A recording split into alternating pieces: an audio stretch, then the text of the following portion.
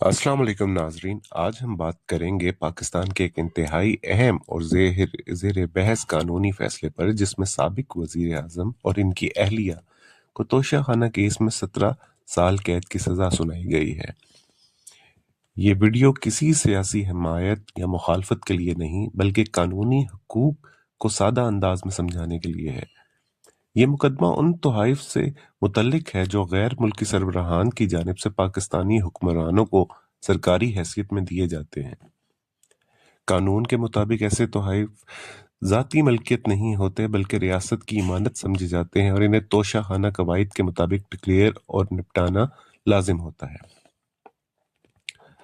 तोशाखाना वो जगह है जहाँ पर ये तोहाइफ रखे जाते हैं।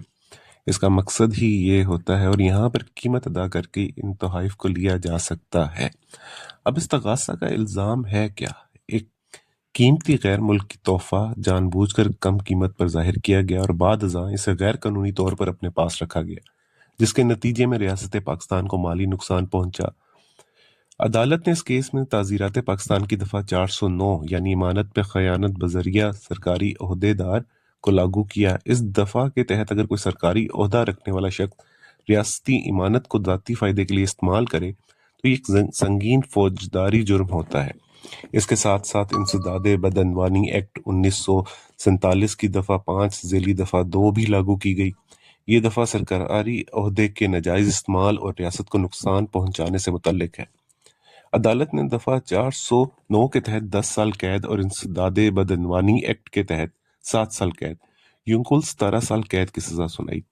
इस्तगासा का मौक़िफ़ था कि तोहफ़ा सरकारी हैसियत में हासिल किया गया, कीमत जानबूझकर कम लगाई गई, फ़ायदा बराह रास्त मुल्ज़मान को हुआ और रियासत को नुकसान पहुंचा, लिहाजा जुर्म साबित है।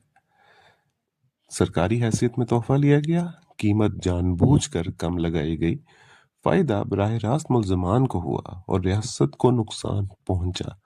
बुशरा जो उनकी अहलिया थी साबिक वज़ीर आज़म की, उनको भी इसमें शुमार किया गया सेक्शन 34 के तहत, CRPC के तहत, कॉमन इंटेंशन जिसमें हम कहते हैं। अब इसमें डिफेंस प्लीज भी ली गई।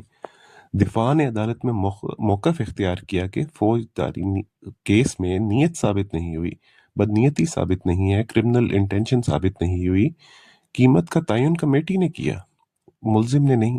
तोशाखाना कवायद तोहफा खरीदने की इजाज़त देते हैं और जहां तक बात रही अहलिया की, तो वो तो किसी सरकारी ओहदे पे फाइज नहीं थी, लिहाजा इन पर दफ़ा 409 का इतलाक दुरुस्त नहीं। अदालत के मुताबिक कीमत में फ़र्क मामूली नहीं था, बल्कि नुमाया था। शवाहिद दस्तावेजी और काबिल एतमाद थे। जहां तक बात रही उनकी अहलिया की, तो उन्हें कॉमन इंटेंशन सेक्शन 34 के तहत इस मुकदमे का हिस्सा बनाया गया।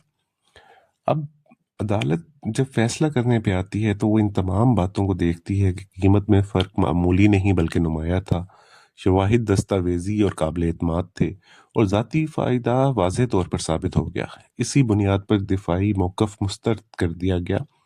कानूनी तौर पर अब अगला मरहला हाई कोर्ट में अपील का है, जहां सज़ा की मौतली या कमी की दरख्वास्त ज़ेरे गौर आ सकती है। हतमी फैसला आला अदलिया करेगी। ये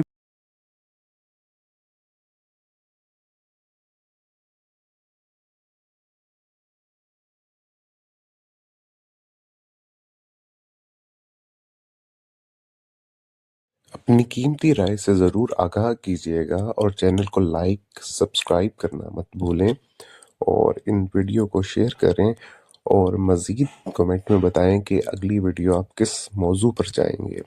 मैं एक बार फिर बताता चलूं कि ये कोई जानिबदार या हिमायत या मुखालफत में वीडियो नहीं थी। इस केस के तहत सिर्फ कानून को समझने की कोशिश की गई थी। जितने मुकदमात केसेस चल रहे हैं, हम चाहते हैं कि उसका कानूनी नुक्ता नज़र आपको बताया जाए कि किस कानून के तहत, जैसे कि यहाँ पर सेक्शन 34 का जिक्र आया PPC का, इसी तरह सेक्शन 409 का आया, एंटी करप्शन एक्ट का आया। शुक्रिया।